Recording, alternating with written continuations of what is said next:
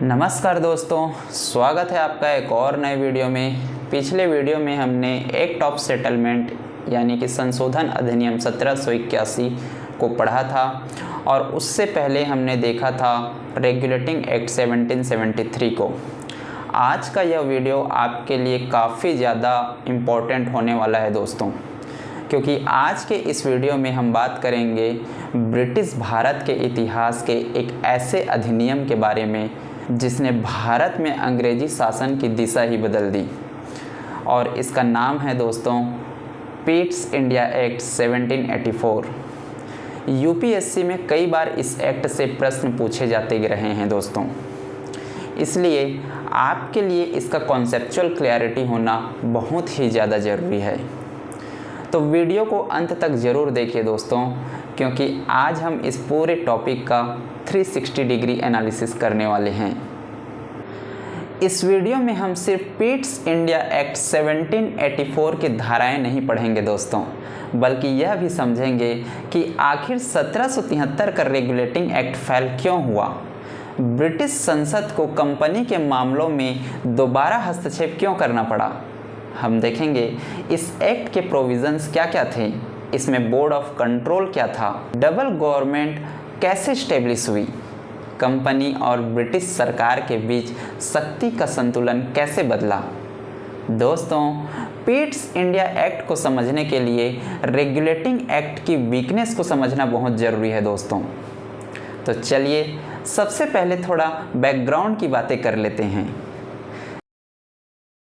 जैसा कि हमने अपने पिछले वीडियो में पढ़ा दोस्तों कि 1773 के रेगुलेटिंग एक्ट के लागू होने के बाद बंगाल में कई समस्याओं ने जन्म लिया, जैसे गवर्नर जनरल और उसकी काउंसिल के बीच लगातार संघर्ष देखने को मिल रहे थे दोस्तों।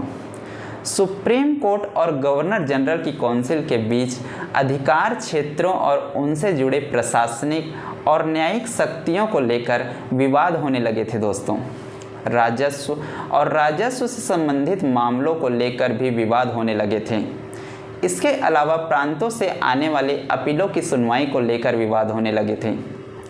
प्रशासनिक कार्यों और आदेशों और निर्णयों को लेकर भी अक्सर सुप्रीम कोर्ट और गवर्नर जनरल की काउंसिल के बीच विवाद देखने को मिल रहा था दोस्तों। बंगाल, बिहार और उड़ीसा के प्रशासनिक नियम बनाने को लेकर भी विवाद देखने को मिल रहा था दोस्तों। इसके अलावा इस समय कंपनी के अधिकारियों में भ्रष्टाचार लगातार बढ़ता ही जा रहा था। भ्रष्टाचार अभी भी समाप्त नहीं हुआ था। कंपनी के सर्वेंट्स अभी भी अपने निजी व्यापार और करप्शन में लगे हुए थे।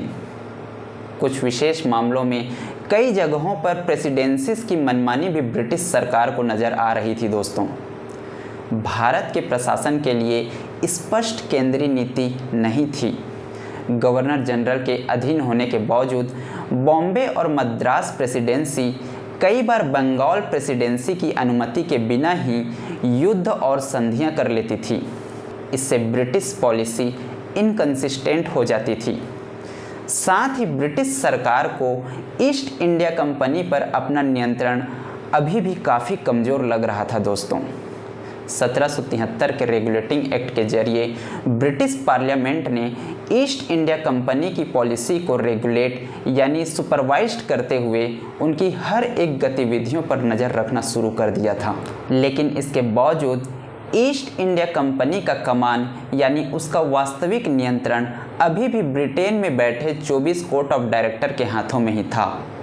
इस प्रकार रेगुलेटिंग एक्ट ने कुछ नियंत्रण तो स्थापित किया दोस्तों, लेकिन कंपनी अभी भी काफ़ी हद तक स्वतंत्र थी। दूसरी ओर ब्रिटेन अब भारत को केवल एक व्यापारिक क्षेत्र के रूप में नहीं बल्कि राजनीतिक साम्राज्य के रूप में देखने लगा था दोस्तों। ब्रिटिश सरकार भारत में कंपनी के राजनीतिक और प्रशासनिक कार्यों पर अपना नियंत्रण और अधिक मजबूत करना चाहती थी, क्योंकि रेगुलेटिंग एक्ट के माध्यम से ब्रिटिश सरकार अभी तक कंपनी पर कोई डायरेक्ट कंट्रोल स्थापित नहीं कर पाई थी।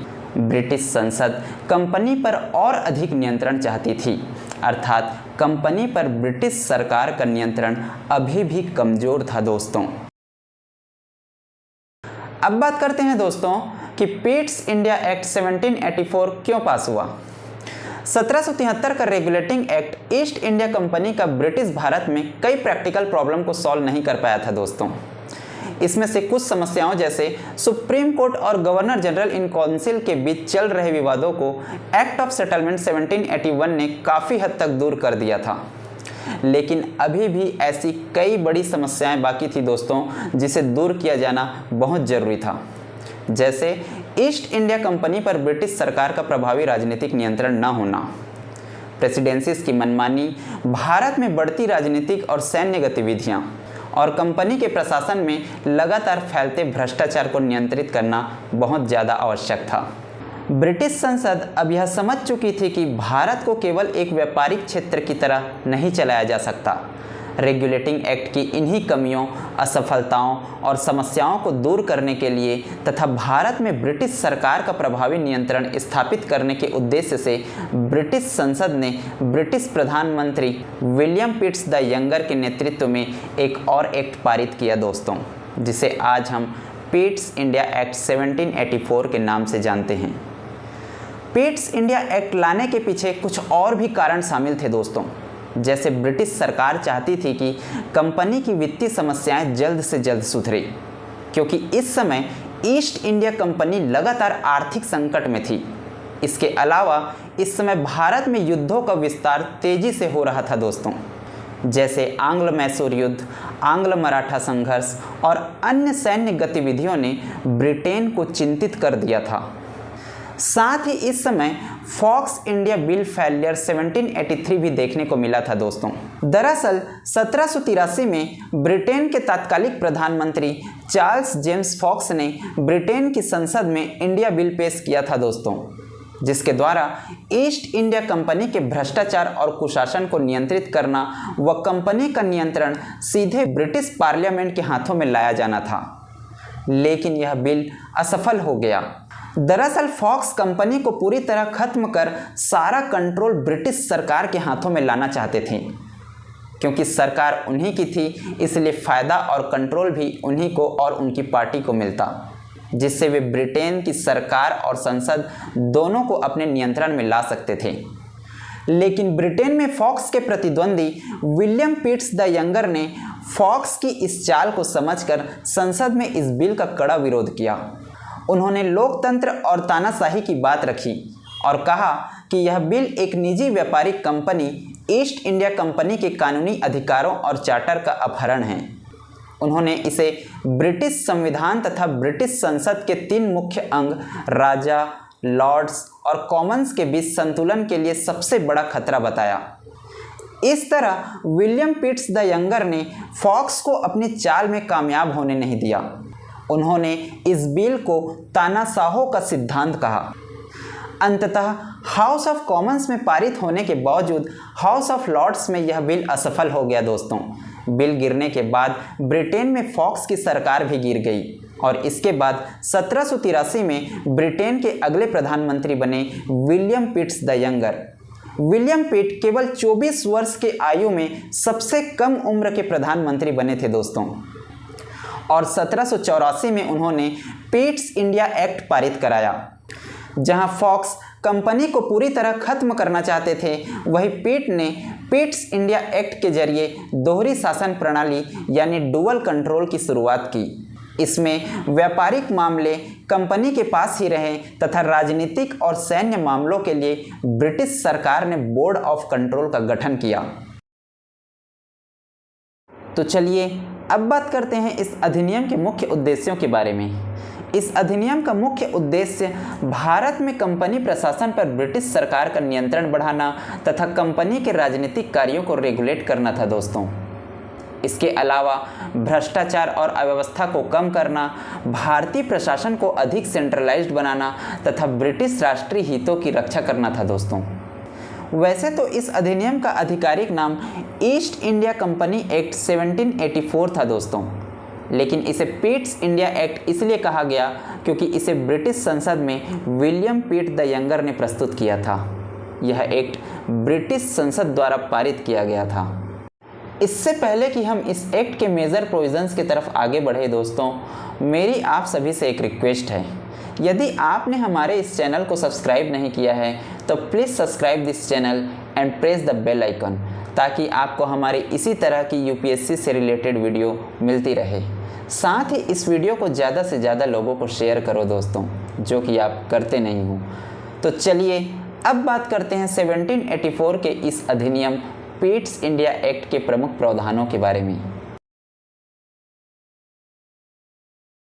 इसका सबसे पहला और महत्वपूर्ण प्रावधान था दोस्तों बोर्ड ऑफ कंट्रोल की स्थापना और कंपनी के राजनीतिक और व्यापारिक कार्यों का पृथक्करण। दोस्तों पिट्स इंडिया एक्ट 1784 की सबसे महत्वपूर्ण विशेषता थी कंपनी के राजनीतिक और व्यापारिक कार्यों का पृथक्करण करना। जैसा कि हमने रेगुलेटिंग एक्ट 1773 में देखा था, कंपनी के कमर्शियल यानी व्यापारिक तथा पॉलिटिकल यानी राजनीतिक मामलों का मुख्य नियंत्रण ब्रिटेन में बैठे 24 सदस्यों वाले कोर्ट ऑफ डायरेक्टर्स के हाथों में था। हालांकि रेगुलेटिंग एक्ट 1773 के द्वारा ब्रिटिश पार्लियामेंट ने कंपनी पर सुपरविजन शुरू कर दिया था, लेकिन कंपनी अभी भी काफ़ी हद तक स्वतंत्र रूप से कार्य कर रही थी दोस्तों, क्योंकि कंपनी के कमर्शियल और पॉलिटिकल अफेयर्स का वास्तविक नियंत्रण अभी भी ब्रिटेन में बैठे 24 कोर्ट ऑफ डायरेक्टर्स के पास ही था। इसलिए पिट्स इंडिया एक्ट 1784 ने कंपनी पर अपना प्रभावी राजनीतिक नियंत्रण स्थापित करने के लिए इस व्यवस्था में एक बहुत बड़ा परिवर्तन किया। इस अधिनियम ने कोर्ट ऑफ डायरेक्टर्स को कंपनी के व्यापारिक मामलों की देखरेख करने की अनुमति तो दी, लेकिन कंपनी के राजनीतिक, नागरिक, सैन्य तथा राजस्व से संबंधित मामलों पर नियंत्रण स्थापित करने के लिए इंग्लैंड में एक नई संस्था का गठन किया, जिसे बोर्ड ऑफ कंट्रोल यानी नियंत्रण बोर्ड का नाम दिया। इस नियंत्रण बोर्ड में कुल 6 सदस्य होते थे दोस्तों, जिसमें सबसे पहला था ब्रिटेन का चांसलर ऑफ एक्सचेकर अर्थात ब्रिटेन का अर्थ मंत्री। दूसरा था सेक्रेटरी ऑफ स्टेट, जो इस बोर्ड का अध्यक्ष होता था, तथा अन्य 4 प्रिवी काउंसिल के सदस्य इसमें शामिल होते थे। प्रिवी काउंसिल दरअसल ब्रिटिश सम्राट के सलाहकारों का एक औपचारिक निकाय होता था दोस्तों। नियंत्रण बोर्ड के इन सभी सदस्यों की नियुक्ति क्राउन यानी ब्रिटिश सम्राट के द्वारा की जाती थी। अब बात करते हैं दोस्तों बोर्ड ऑफ कंट्रोल की कुछ शक्तियों के बारे में। यह बोर्ड भारत के पॉलिटिकल, सिविल, मिलिट्री और रेवेन्यू अफेयर्स पर नियंत्रण रखता था, क्योंकि इस एक्ट ने बोर्ड ऑफ कंट्रोल को इन अफेयर्स पर अधीक्षण और नियंत्रण करने का अधिकार दिया था। इसका अर्थ यह हुआ कि अब भारत की राजनीतिक सत्ता पर ब्रिटिश सरकार का सीधा और प्रभावी नियंत्रण स्थापित हो गया था दोस्तों। नागरिक और सैन्य सरकार अब ब्रिटिश सरकार के सीधे नियंत्रण में आ गए थे। भारत से इकट्ठे होने वाले पूरे रिवेन्यू जैसे सैन्य और नागरिक राजस्व पर अब कंपनी का एकाधिकार खत्म हो गया था दोस्तों। हालांकि टैक्स वसूलने का जमीनी काम कंपनी के कर्मचारी ही करते थे, लेकिन उस रेवेन्यू को कहां और कैसे खर्च किया जाएगा, जैसे युद्ध में, प्रशासन में या किसी किले के रख रखाव में, इसका अंतिम फैसला लंदन में बैठी ब्रिटिश सरकार की बोर्ड ऑफ कंट्रोल करती थी। बोर्ड की मंजूरी के बिना कंपनी भारत के राजस्व का राजनीतिक इस्तेमाल नहीं कर सकती थी। पिट्स इंडिया एक्ट ने नियंत्रण बोर्ड को कंपनी के ऊपर सुपर बॉस बना दिया था दोस्तों। कोर्ट ऑफ डायरेक्टर्स यानी संचालक मंडल को भारत से जो भी पत्र या रिपोर्ट मिलती थी, उसकी कॉपी तुरंत नियंत्रण बोर्ड के सामने रखनी पड़ती थी। इस बोर्ड को कंपनी के हर रिकॉर्ड को देखने का कानूनी अधिकार था। संचालक मंडल भारत जो भी निर्देश या पत्र भेजना चाहता था, उसे पहले नियंत्रण बोर्ड के पास अप्रूव कराना अनिवार्य था। नियंत्रण बोर्ड उन पत्रों में अपनी मर्जी से कोई भी बदलाव कर सकता था और कंपनी को वही बदला हुआ रूप भारत भेजना पड़ता था। ब्रिटिश ईस्ट इंडिया कंपनी के लिए अच्छी बात यह थी कि कंपनी का व्यापारिक अस्तित्व खत्म नहीं हुआ, बल्कि अभी भी बना रहा। लेकिन political control east India company के हाथों से फिसलकर अब ब्रिटिश सरकार के हाथों में जाने लगा। इसलिए यहीं से भारत में क्राउन कंट्रोल की वास्तविक शुरुआत मानी जाती है दोस्तों। इस प्रकार इस अधिनियम के माध्यम से ब्रिटिश सरकार का कंपनी के राजनीतिक और प्रशासनिक मामलों पर अधिक प्रभावी नियंत्रण स्थापित हो गया दोस्तों। अब बात करते हैं दोस्तों कोर्ट ऑफ डायरेक्टर्स की स्थिति की। हालांकि इस एक्ट के तहत कोर्ट ऑफ डायरेक्टर्स को समाप्त नहीं किया गया दोस्तों। इसके सदस्यों की संख्या पहले की तरह 24 ही बनी रही, लेकिन अब उनकी भूमिका मुख्यतः कंपनी की व्यापारिक गतिविधियों तक ही सीमित हो गई। भारत में गवर्नर जनरल या गवर्नरों की नियुक्ति करने का पहला अधिकार अभी भी कोर्ट ऑफ डायरेक्टर्स यानी संचालक मंडल के पास ही था दोस्तों। लेकिन कोर्ट ऑफ डायरेक्टर्स जिसे भी चुनता था उसे पद पर बिठाने के लिए ब्रिटिश क्राउन यानी कि राजा या महारानी की मंजूरी अनिवार्य थी। ब्रिटिश क्राउन को नियंत्रण बोर्ड के माध्यम से यह पूरा अधिकार था कि वह भारत के किसी भी गवर्नर जनरल या गवर्नर को कभी भी पद से हटा या वापस बुला सकता था, भले ही कंपनी के डायरेक्टर्स ऐसा न चाहते हो। इसके अलावा इस अधिनियम के तहत कोर्ट ऑफ प्रोप्राइटर्स की शक्ति काफ़ी हद तक कम कर दी गई दोस्तों। पहले court of proprietors court of directors को प्रभावित और नियंत्रित कर सकता था, लेकिन पिट्स इंडिया एक्ट के बाद अब उनका प्रभाव कमज़ोर हो गया। इसका दूसरा प्रावधान था दोस्तों डबल गवर्नमेंट सिस्टम। इस अधिनियम ने भारत में दोहरे नियंत्रण यानी डबल गवर्नमेंट की व्यवस्था स्थापित की। इस एक्ट की एक सबसे महत्वपूर्ण विशेषता यह थी दोस्तों कि इसने कंपनी के राजनीतिक और वाणिज्यिक यानी व्यापारिक कार्यों को पृथक पृथक कर दिया, अर्थात कंपनी के कमर्शियल तथा पॉलिटिकल अफेयर्स को विभाजित कर दिया। दरअसल पिट्स इंडिया एक्ट आने के बाद अब कंपनी के कमर्शियल अफेयर्स और पॉलिटिकल अफेयर्स को अलग अलग संस्थाओं द्वारा संचालित किया जाने लगा था दोस्तों। कोर्ट ऑफ डायरेक्टर्स कंपनी के कमर्शियल या ट्रेड अफेयर्स यानी व्यापारिक मामलों को देखता था, जबकि बोर्ड ऑफ कंट्रोल कंपनी के पॉलिटिकल एंड एडमिनिस्ट्रेटिव अफेयर्स अर्थात राजनीतिक और प्रशासनिक मामलों को नियंत्रित करता था। अर्थात कंपनी व्यापार संभालेगी, लेकिन राजनीतिक और प्रशासनिक नियंत्रण ब्रिटिश सरकार के हाथों में रहेगा। राजनीतिक निर्णयों पर अब ब्रिटिश सरकार की सुनी जाएगी। इस तरह इस एक्ट ने पहली बार ईस्ट इंडिया कंपनी के राजनीतिक कार्यों को उसकी व्यापारिक गतिविधियों से अलग किया दोस्तों, और यहीं से भारत में डबल गवर्नमेंट या डुअल कंट्रोल की व्यवस्था की शुरुआत हुई। यहाँ ध्यान देने वाली बात यह है दोस्तों कि ये वो डुअल गवर्नमेंट नहीं है जो रॉबर्ट क्लाइव ने बंगाल में लागू किया था, बल्कि यहाँ डबल गवर्नमेंट का अर्थ है ईस्ट इंडिया कंपनी पर कंपनी और ब्रिटिश गवर्नमेंट दोनों का संयुक्त नियंत्रण होना। डबल गवर्नमेंट या डुअल कंट्रोल की यह व्यवस्था 1858 तक चलती रही दोस्तों, क्योंकि 1857 की क्रांति के बाद कंपनी के कुशासन और नीतियों के खिलाफ उपजे आक्रोश को देखते हुए ब्रिटिश सरकार ने 1858 में गवर्नमेंट ऑफ इंडिया एक्ट 1858 पारित किया, जिसने ईस्ट इंडिया कंपनी के शासन को अर्थात उसकी प्रशासनिक और राजनीतिक शक्तियों को पूरी तरह से समाप्त कर दिया और भारत का शासन सीधे ब्रिटिश क्राउन के अधीन कर दिया। इसका तीसरा प्रावधान था दोस्तों गवर्नर जनरल की शक्तियों में वृद्धि। इस एक्ट के बाद अब बंगाल का गवर्नर जनरल अन्य प्रेसिडेंसीज पर अधिक प्रभावी हो गया दोस्तों, क्योंकि इस एक्ट ने पहले से ज़्यादा यानी और अधिक स्पष्ट रूप से बॉम्बे और मद्रास प्रेसिडेंसीज को बंगाल प्रेसिडेंसी के अधीन रखा, ताकि अलग अलग प्रेसिडेंसीज अपनी अलग अलग स्वतंत्र नीतियां न चलाएं और भारत में सेंट्रलाइज्ड एडमिनिस्ट्रेशन अच्छे से स्थापित हो सके। दरअसल 1773 के रेगुलेटिंग एक्ट में भी बॉम्बे और मद्रास को बंगाल के अधीन करने की कोशिश की गई थी दोस्तों, लेकिन उसमें कई कानूनी कमियां थीं। उस एक्ट में लिखा था आपातकाल या विशेष परिस्थितियों में बॉम्बे और मद्रास के गवर्नर खुद भी फैसले ले सकते हैं। इस ढील का फायदा उठाकर दोनों प्रेसिडेंसीज ने बंगाल की अनुमति के बिना मराठों और मैसूर के साथ युद्ध और संधियां कर ली, जिससे ब्रिटिश सरकार को काफ़ी नुकसान हुआ। 1784 के इस एक्ट ने उन सभी कमियों और ढील को पूरी तरह खत्म कर दिया दोस्तों। इसने बॉम्बे और मद्रास के गवर्नरों से स्वतंत्र रूप से नीतियां बनाने का अधिकार छीन लिया। इस एक्ट के बाद कलकत्ता व्यावहारिक और कानूनी रूप से भारत में ब्रिटिश संपत्ति की मुख्य राजधानी बन गया। भारत में कंपनी के पूरे साम्राज्य की राजनीतिक और सैन्य शक्ति का केंद्र बिंदु अब पूरी तरह से कलकत्ता ही था दोस्तों, यानी कि बंगाल प्रेसिडेंसी। इसका चौथा प्रावधान था दोस्तों प्रेसिडेंसीज पर नियंत्रण। इस एक्ट ने यह तय किया कि बॉम्बे और मद्रास प्रेसिडेंसी अब बिना अनुमति के युद्ध, संधि या कूटनीतिक कार्य नहीं कर सकती थी।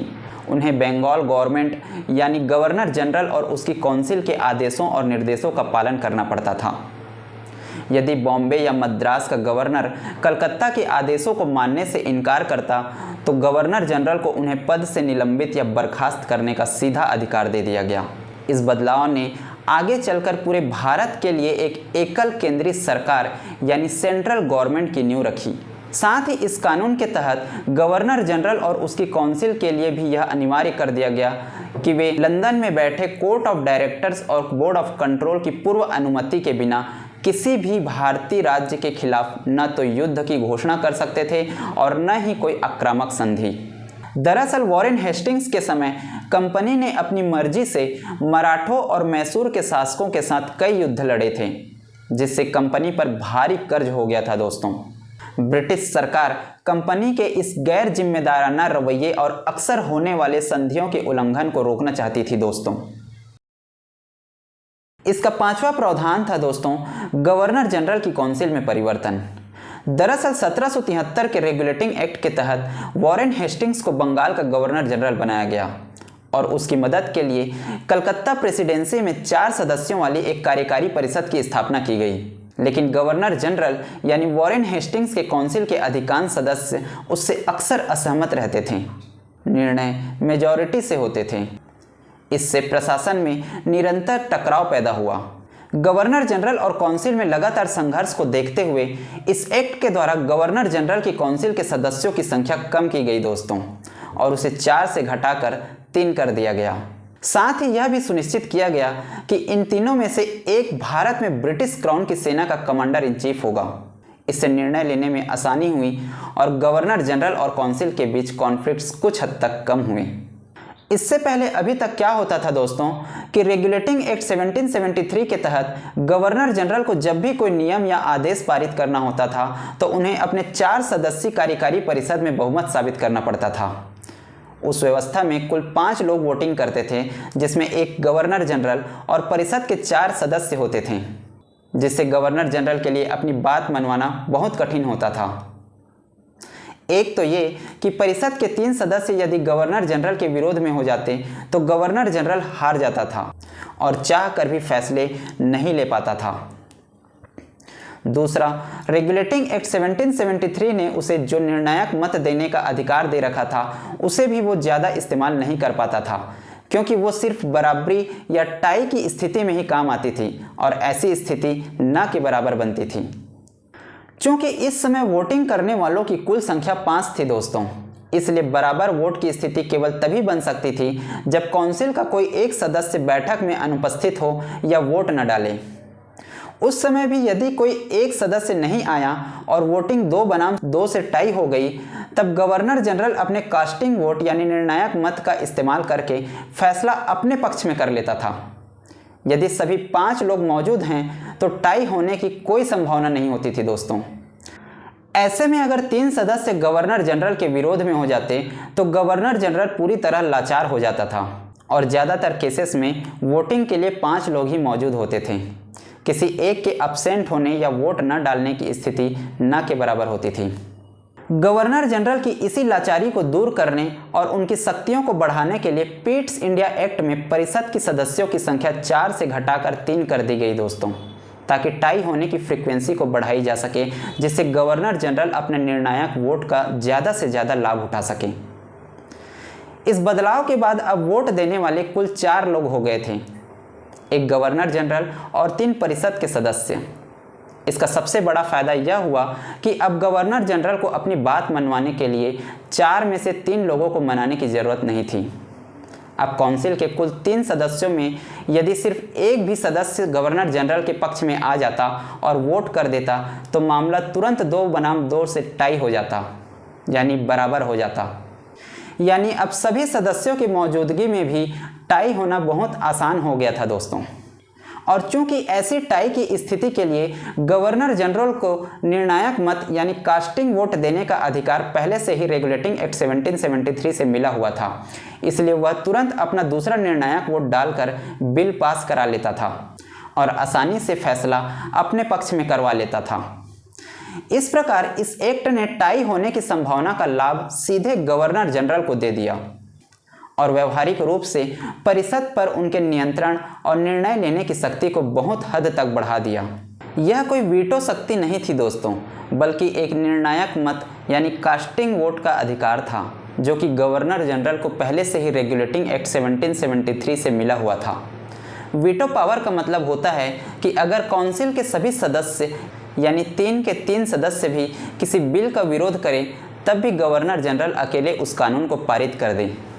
1784 के एक्ट में यह शक्ति नहीं थी। अगर तीनों सदस्य विरोध में वोट दे देते यानी 3 बनाम 1 का केस हो जाता तो गवर्नर जनरल हार जाता था। गवर्नर जनरल को काउंसिल के बहुमत को पलटने की असली वीटो पावर बाद में यानी 1786 के एक विशेष अधिनियम एक्ट ऑफ 1786 के द्वारा दी गई, जब लॉर्ड कॉर्नवालिस ने भारत आने से पहले यह शर्त रखी थी। पिट्स इंडिया एक्ट ने गवर्नर जनरल की कानून पारित करने की पावर को परिषद के सदस्यों की संख्या घटाकर काफ़ी बढ़ा दिया था दोस्तों। अब बराबरी की स्थिति का लाभ भी गवर्नर जनरल भरपूर उठाता था। यह प्रक्रिया गवर्नर जनरल की स्थिति को मजबूत करने के लिए थी, क्योंकि अब वह अपने पक्ष में एक सदस्य की मदद से कोई भी प्रस्ताव पारित करने में अब सक्षम था। पहले मद्रास और बॉम्बे प्रेसिडेंसी के गवर्नरों की काउंसिल में भी 4-4 सदस्य होते थे दोस्तों। पिट्स इंडिया एक्ट के तहत गवर्नर जनरल काउंसिल की तर्ज पर यहाँ भी सदस्यों की संख्या घटाकर 3-3 कर दी गई। ऐसा इसलिए किया गया ताकि प्रांतों में भी गवर्नरों को निर्णय लेने और अपनी बात मनवाने में आसानी हो सके। साथ ही कलकत्ता यानी बंगाल प्रेसिडेंसी की तरह मद्रास और बॉम्बे की इन 3-3 सदस्यीय काउंसिलों में भी एक सीट उन प्रेसिडेंसीज की सेना के कमांडर इन चीफ यानी प्रांतीय सैन्य प्रमुख के लिए आरक्षित कर दी गई। अर्थात मद्रास और बॉम्बे की काउंसिल के 3 सदस्यों में से एक अनिवार्य रूप से सेना का प्रमुख होता था और बाकी के 2 सदस्य कंपनी के नागरिक अधिकारी यानी सिविल सर्वेंट होते थे। इसका 6वां प्रावधान था दोस्तों सीक्रेट कमेटी की व्यवस्था। इस एक्ट के माध्यम से कोर्ट ऑफ डायरेक्टर के अंदर 3 सदस्यों की एक सीक्रेट कमेटी भी बनाई गई। इन 3 सदस्यों को कोर्ट ऑफ डायरेक्टर्स के कुल 24 निदेशकों में से ही चुना जाता था। आमतौर पर इसमें कंपनी के अध्यक्ष, उपाध्यक्ष और एक अन्य वरिष्ठ निदेशक को शामिल किया जाता था।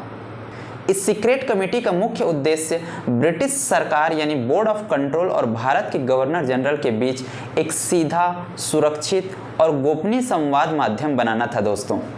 इसका मुख्य कार्य ब्रिटिश सरकार यानी बोर्ड ऑफ कंट्रोल के सीक्रेट ऑर्डर्स को भारत भेजना था। इन तीनों सदस्यों को कार्यभार संभालने से पहले पूरी गोपनीयता बनाए रखने की एक विशेष कानूनी शपथ लेनी पड़ती थी दोस्तों। वे बोर्ड ऑफ कंट्रोल से मिलने वाले गुप्त निर्देशों को कोर्ट ऑफ डायरेक्टर्स के बाकी 21 सदस्यों से भी छुपा कर रखने के लिए बाध्य थे। इसका सबसे बड़ा फायदा ब्रिटिश सरकार को थी दोस्तों, क्योंकि ब्रिटिश सरकार अब अपने sensitive political instruction, military instruction या गोपनीय रणनीतियों को बिना किसी बाधा के कॉन्फिडेंशियल तरीके से अब भारत भेज सकती थी। ब्रिटिश सरकार का बोर्ड ऑफ कंट्रोल जब भी युद्ध, शांति या विदेशी राज्यों के साथ कूटनीतिक जैसे संवेदनशील मामलों पर कोई गुप्त आदेश जारी करता था तो उसे इस समिति को सौंप दिया जाता था, जिसे यह समिति बिना किसी बहस या कोर्ट ऑफ डायरेक्टर्स के अन्य सदस्यों को बताए उन आदेशों को सीधे भारत में गवर्नर जनरल के पास भेज देती थी। क्योंकि कोर्ट ऑफ डायरेक्टर्स में कंपनी के कई शेयरधारक और व्यापारी शामिल थे दोस्तों, संवेदनशील राजनीतिक बातें सब तक पहुंचने पर लीक होने का खतरा रहता था। इस समिति के कारण जानकारी पूरी तरह से सुरक्षित रहती थी और इससे युद्ध तथा आपातकाल जैसी स्थितियों में ब्रिटिश सरकार बिना पूरे कंपनी की मंजूरी का इंतजार किए तुरंत और प्रभावी ढंग से अपने राजनीतिक निर्देशों को भारत भेजकर वहां की नीतियों को नियंत्रित कर सकती थी। इस गुप्त संधि की व्यवस्था ने भारत में गवर्नर जनरल और उसकी काउंसिल की कार्यप्रणाली को पूरी तरह बदल दिया था दोस्तों। इसके आने के बाद गवर्नर जनरल की शक्ति में भारी वृद्धि देखने को मिली। दरअसल पिट्स इंडिया एक्ट ने काउंसिल के सदस्यों की संख्या 4 से घटाकर 3 कर दी थी। अब गुप्त संधि के सीधे निर्देशों के कारण गवर्नर जनरल काउंसिल के अन्य सदस्यों की सलाह माने बिना भी सीधे फैसले ले सकता था। इससे काउंसिल के भीतर गवर्नर जनरल का दबदबा और अत्यधिक बढ़ गया। पहले काउंसिल के सदस्य हर नीति पर खुलकर बहस करते थे दोस्तों और बहुमत से फैसले होते थे, लेकिन अब जब गवर्नर जनरल को लंदन से गुप्त संधिया के माध्यम से सीधे और संवेदनशील आदेश मिलते थे तो काउंसिल के अन्य सदस्यों के पास उन फैसलों पर सवाल उठाने या उन्हें रोकने का कोई अधिकार नहीं रह जाता था। इससे काउंसिल की स्वायत्तता का अंत हो गया। गवर्नर जनरल की काउंसिल अब ईस्ट इंडिया कंपनी के प्रति उतनी जवाबदेही नहीं रही जितनी ब्रिटिश सरकार यानी बोर्ड ऑफ कंट्रोल के प्रति हो गई। काउंसिल को अब उन गुप्त राजनीतिक और सैन्य निर्देशों का पालन करना पड़ता था जिनकी भनक कंपनी के आम निदेशकों को भी नहीं होती थी। इस सीक्रेट कमेटी ने इस एक्ट के माध्यम से ब्रिटिश सरकार के सीधे नियंत्रण को और अधिक मजबूत कर दिया दोस्तों। इस प्रावधान के कारण भारतीय राजाओं के साथ युद्ध, संधि या कूटनीतिक समझौतों के मामलों में काउंसिल तुरंत फैसले ले सकी। लंदन से सीधे आए गुप्त निर्देशों को काउंसिल में बिना किसी देरी या बहस के तुरंत लागू कर दिया जाता था। अर्थात इस व्यवस्था ने युद्ध और कूटनीतिक में भी तेजी लाई। इस तरह गुप्त समिति ने गवर्नर जनरल काउंसिल को ईस्ट इंडिया कंपनी के हितों से दूर करके पूरी तरह ब्रिटिश साम्राज्य की राजनीतिक इच्छाओं को पूरा करने वाला एक हथियार बना दिया दोस्तों। संक्षेप में कहें तो इस प्रावधान ने कंपनी के प्रशासनिक ढांचे के भीतर ही ब्रिटिश सरकार को सीधे और गुप्त रूप से भारत पर शासन चलाने की असीमित शक्ति दे दी थी। इसका 7वां प्रावधान था दोस्तों, कंपनी टेरिटरीज पर ब्रिटिश पोजेशन। इस एक्ट के माध्यम से पहली बार ब्रिटिश गवर्नमेंट ने कानूनी तौर पर भारत में ईस्ट इंडिया कंपनी के अधीन आने वाले सभी क्षेत्रों यानी टेरिटोरियल पोजीशंस को भारत में ब्रिटिश अधिकार क्षेत्र यानी ब्रिटिश पोजीशन इन इंडिया नाम दिया गया और उसे ब्रिटिश आधिपत्य का क्षेत्र कहा। अर्थात इस एक्ट ने पहली बार स्पष्ट रूप से यह माना कि भारत में कंपनी के क्षेत्र वास्तव में ब्रिटिश पोजीशन हैं। इसका सीधा अर्थ यह था कि कंपनी ने युद्धों या संधियों के जरिए अब तक भारत में जो भी जमीन जीती थी उसका असली मालिक अब ईस्ट इंडिया कंपनी नहीं बल्कि ब्रिटिश सरकार थी, यानी कि ब्रिटिश क्राउन। कंपनी वहां केवल ब्रिटिश सरकार के एक प्रतिनिधि के रूप में शासन कर रही थी। इस प्रकार इस एक्ट के जरिए कंपनी के क्षेत्र के स्वामित्व का स्थानांतरण देखने को मिला दोस्तों, और यहीं से भारत पर ब्रिटिश राष्ट्रीय अधिकार की अवधारणा मजबूत होने लगी। दरअसल ऐसा करके ब्रिटिश सरकार दुनिया को यह संदेश देना चाहती थी कि भारत पर किसी व्यापारिक कंपनी का नहीं बल्कि एक संप्रभु राष्ट्र यानी ब्रिटेन का शासन है। और यही वो प्रावधान था दोस्तों जिसने वह कानूनी जमीन तैयार की जिसके कारण आगे चलकर 1858 में ब्रिटिश सरकार को बिना किसी कानूनी अड़चन के कंपनी का शासन पूरी तरह समाप्त करने और भारत की कमान सीधे अपने हाथों में लेने का अधिकार मिल गया। इसका 8वां प्रावधान था दोस्तों, एक्सपेंशन पॉलिसी पर नियंत्रण। इस एक्ट में कहा गया कि भारत में अनावश्यक युद्ध और टेरिटोरियल एक्सपेंशन ब्रिटिश नीति के विरुद्ध है। हालांकि इस एक्ट ने एक्सपेंशन रोकने की बात कही दोस्तों, लेकिन इसके बावजूद वास्तविकता कुछ और ही थी। इस एक्ट के मना करने के बाद भी अंग्रेजों ने भारत में लगातार अपना विस्तार जारी रखा। इसका 9वां प्रावधान था दोस्तों, अंग्रेज अधिकारियों पर मुकदमा चलाने के लिए इंग्लैंड में एक विशेष कोर्ट की स्थापना यानी स्पेशल कोर्ट इन इंग्लैंड। इस एक्ट के तहत इंग्लैंड में एक विशेष न्यायालय यानी स्पेशल कोर्ट की स्थापना की गई। इसमें 3 न्यायाधीश, 4 पीयर्स जिन्हें लॉर्ड्स कहा जाता था और हाउस ऑफ कॉमन्स के 6 सदस्य शामिल होते थे। इसका उद्देश्य भारत में ईस्ट इंडिया कंपनी के जो अंग्रेज अधिकारी भ्रष्टाचार, अवैध धन वसूली या अन्य अपराध करके वापस ब्रिटेन लौटते थे उन पर इस विशेष अदालत में मुकदमा चलाया जा सके। उस समय कंपनी के अधिकारी भारत में बड़े पैमाने पर लूटपाट और भ्रष्टाचार करके ब्रिटेन लौटते थे और वहां अकूत संपत्ति के कारण नवाब जैसी आलीशान जिंदगी जीते थे। रेगुलेटिंग एक्ट 1773 के तहत कलकत्ता में सुप्रीम कोर्ट तो बना था दोस्तों, लेकिन वह केवल भारत के अधिकार क्षेत्र तक सीमित था। ब्रिटेन की धरती पर ऐसे भ्रष्ट अधिकारियों को कानून के दायरे में लाने के लिए इस विशेष कोर्ट की सख्त जरूरत थी। इस एक्ट का 10वां प्रावधान था दोस्तों, संपत्ति का खुलासा।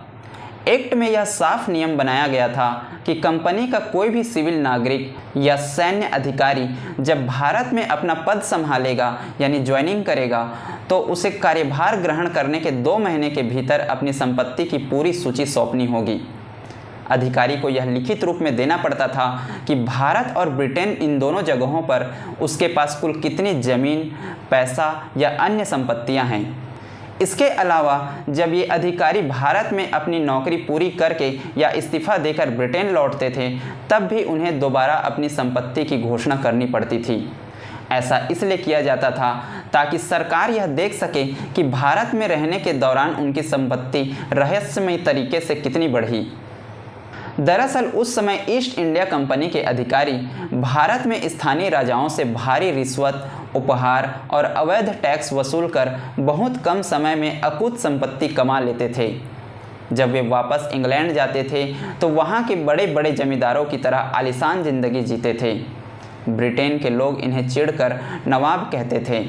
ब्रिटिश सरकार इसी नवाब संस्कृति का अंत करना चाहती थी दोस्तों, क्योंकि ब्रिटिश सरकार को डर था कि कंपनी के इन अधिकारियों के पास इतना काला धन आ गया है कि ये ब्रिटेन की संसद के सदस्यों को खरीदकर ब्रिटिश राजनीति को भी भ्रष्ट कर सकते हैं। इसलिए उनकी अवैध कमाई पर नज़र रखने के लिए यह सख्त नियम बनाया गया था। इस एक्ट में भ्रष्ट अधिकारियों के लिए बहुत कठोर सज़ा का प्रावधान भी किया गया था दोस्तों। यदि कोई अधिकारी अपनी संपत्ति की गलत जानकारी देता था या भ्रष्टाचार में लिप्त पाया जाता था तो उसकी पूरी संपत्ति को जब्त किया जा सकता था और उसे नौकरी से बर्खास्त कर ब्रिटेन वापस भेज दिया जाता था, जहां उस पर विशेष कोर्ट यानी स्पेशल कोर्ट में मुकदमा चलता था और जेल की सज़ा भी दी जा सकती थी। इस तरह पिट्स इंडिया एक्ट ने पहली बार संपत्ति की घोषणा को कानूनी रूप से अनिवार्य बनाकर कंपनी राज की लूट खसोट और भ्रष्टाचार को नियंत्रित करने का एक बड़ा प्रयास किया था दोस्तों। तो ये थे इस एक्ट के कुछ प्रमुख प्रावधान दोस्तों। अब अगर हम इसके इम्पोर्टेंट फीचर्स यानी सिग्निफिकेंस की बात करें कि यह एक्ट इतना महत्वपूर्ण क्यों माना जाता था, तो देखो दोस्तों, इस एक्ट ने भारत में ब्रिटिश क्राउन कंट्रोल की शुरुआत की, जिससे ईस्ट इंडिया कंपनी की सत्ता का संक्रमण अब कंपनी से क्राउन की ओर होने लगा। कंपनी यह नॉमिनल रूलर बनी रही, लेकिन वास्तविक राजनीतिक नियंत्रण ब्रिटिश सरकार के हाथों में जाने लगा। वैसे तो रेगुलेटिंग एक्ट के माध्यम से सेंट्रलाइज्ड एडमिनिस्ट्रेशन की नींव पहले ही रखी जा चुकी थी दोस्तों, लेकिन इस एक्ट ने बंगाल प्रेसिडेंसी को और अधिक शक्तिशाली बनाकर भारत में सेंट्रलाइज्ड एडमिनिस्ट्रेशन विकसित किया, यानी सेंट्रलाइजेशन की शुरुआत हुई। इस एक्ट के आने से अब भारत का प्रशासन सीधे ब्रिटिश कैबिनेट पॉलिटिक्स से जुड़ गया। इससे भारत के प्रशासन पर ब्रिटिश कैबिनेट का नियंत्रण काफ़ी बढ़ गया दोस्तों। इसने ब्रिटिश सरकार का कंपनी के भारतीय प्रशासन पर सीधा नियंत्रण स्थापित कर दिया। इसने पहली बार राजनीतिक और व्यापारिक कार्यों का विभाजन करके ईस्ट इंडिया कंपनी के पॉलिटिकल फंक्शन और कमर्शियल फंक्शन को अलग अलग कर दिया। इस एक्ट के बाद कंपनी ब्रिटिश सरकार के अधीन हो गई, जो कि 1773 के पिछले रेगुलेटिंग एक्ट के विपरीत था, जहां सरकार ने केवल मामलों को विनियमित करने की मांग की थी, न कि अपने अधिकार में लेने की। यह एक फ्यूचर कॉन्स्टिट्यूशनल डेवलपमेंट यानी आगे आने वाले कई अधिनियमों का फाउंडेशन भी बना दोस्तों, जिसमें charter act 1813, charter act 1833, government of India act 1858 इत्यादि शामिल है। इसके अलावा इस एक्ट के अंतर्गत कंपनी का एक अधिकार ईस्ट इंडिया कंपनी के पास ही रखा गया, यानी ट्रेड मोनोपोली में कोई भी बदलाव नहीं किया गया। तो दोस्तों, ये था पिट्स इंडिया एक्ट 1784, जो न केवल एक एडमिनिस्ट्रेटिव रिफॉर्म था, बल्कि ये वो अधिनियम था जिसने ईस्ट इंडिया कंपनी को ब्रिटिश सरकार के अधीन लाना शुरू किया, भारत में सेंट्रलाइज्ड कॉलोनियल एडमिनिस्ट्रेशन की नींव रखी और आगे चलकर पूर्ण ब्रिटिश क्राउन रूल का मार्ग प्रशस्त किया। यहीं से भारत में अंग्रेजी शासन अधिक संगठित हुआ, केंद्रीकृत हुआ और साम्राज्यवादी रूप लेने लगा दोस्तों। कुछ इतिहासकारों के अनुसार यह एक टर्निंग पॉइंट था दोस्तों, क्योंकि इससे भारत में ब्रिटिश पार्लियामेंट्री कंट्रोल मजबूत हुआ, कंपनी की स्वतंत्रता कम हुई और ब्रिटिश इंपेरियलिज्म अधिक संगठित हो गया। वहीं कुछ इतिहासकार इसे beginning of crowns effective control over India कहते हैं, जबकि कुछ इसे compromise between company and crown मानते हैं। खैर, सबके अपने अलग अलग ओपिनियन हो सकते हैं दोस्तों।